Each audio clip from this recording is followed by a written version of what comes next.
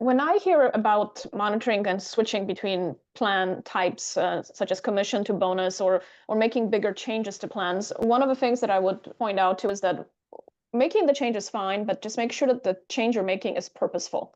So have a really clear idea why you're doing it and what you want to accomplish with it. The worst thing you can do is, for example, somebody says, oh, I've heard my competitor is doing this, or I've heard this type of plan is better, or I've heard in another part of our organization they have this type of plan and they're earning a lot of money. We should go down that route.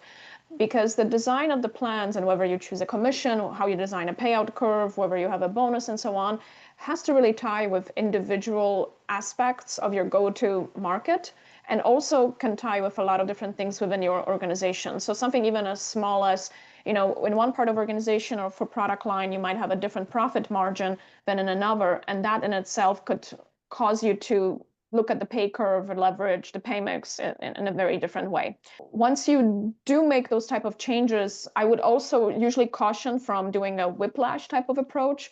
So don't put in a plan and then a year later to completely change it, and then a year later go back. It creates a nightmare in terms of communication, really erodes a lot of trust from the sales force, and thinking that the leadership knows what they're doing if you make dramatic changes like that. So you really have to be cautious about putting something new in place with purpose, likely for a generally longer amount of time.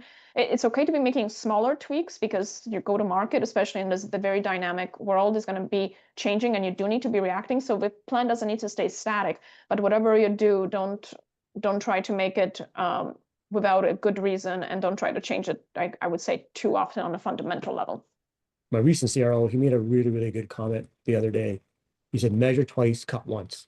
But basically means, like, make sure you do enough due diligence, because once you make that cut, once you make that communication, it's very hard to kind of reverse back, right? And as we all know, when we talk about international businesses, workers' council, right? And you're trying to give bad news, very difficult to do that.